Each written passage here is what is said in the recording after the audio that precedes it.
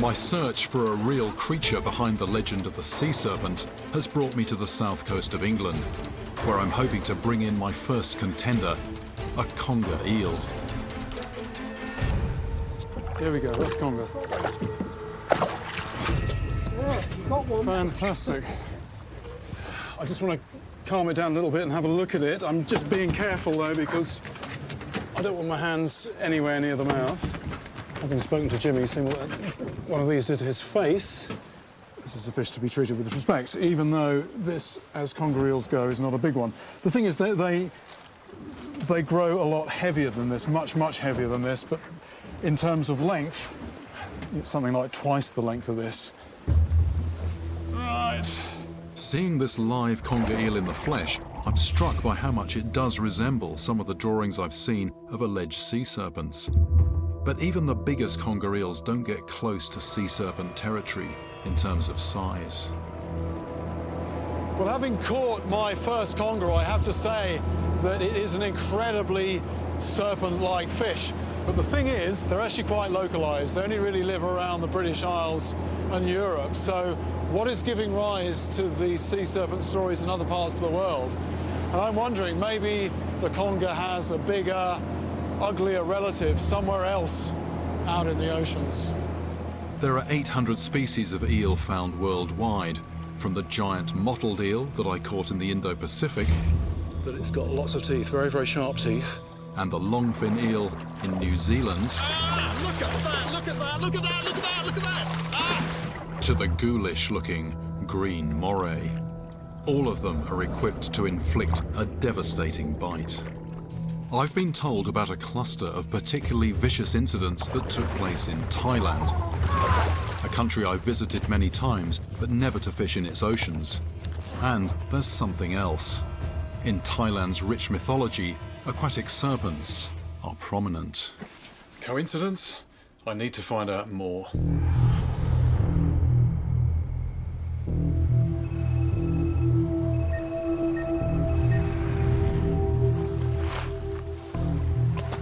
In 2000, a tourist was snorkeling with his friends in a renowned dive site off the coast of Thailand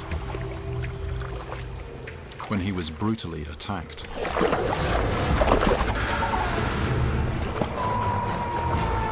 The bite to his leg severed an artery, and blood flooded into the water. By the time he struggled back to shore, his life was ebbing away.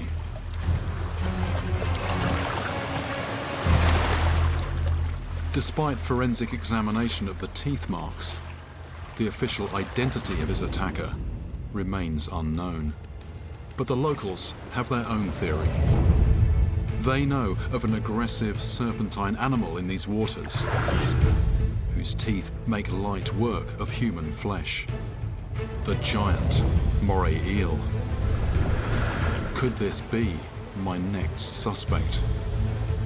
I travelled to the island of Phuket off Thailand's west coast to meet diving instructor Matt Butcher, who knows firsthand the damage a giant moray can inflict, and his story from the nearby Similan Islands was caught on camera. I was working on a Similan liveaboard, a dive liveaboard, and there was a famous moray eel that all the instructors that used to work on the boats there used to feed her.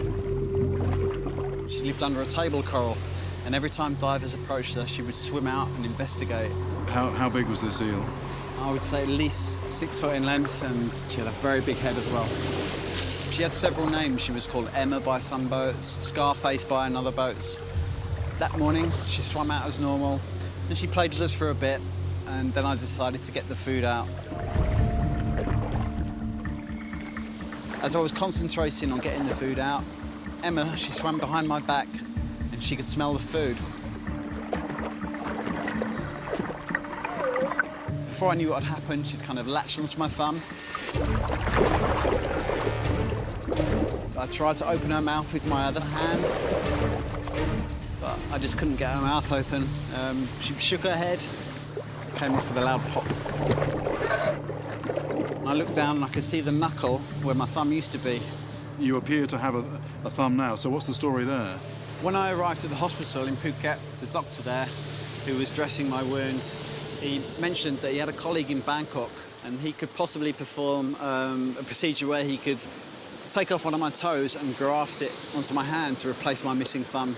Within about 5 months, I guess, it was great. I could move it a lot, and I think I have about 80% mobility now. It's great. It's just like I have my old thumb back. I don't even notice I've got a toe.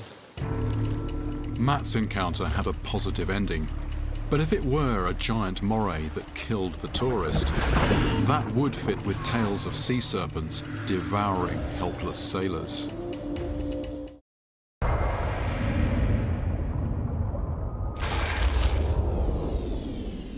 Thanks for watching. If you enjoyed this video, don't forget to like the River Monsters page.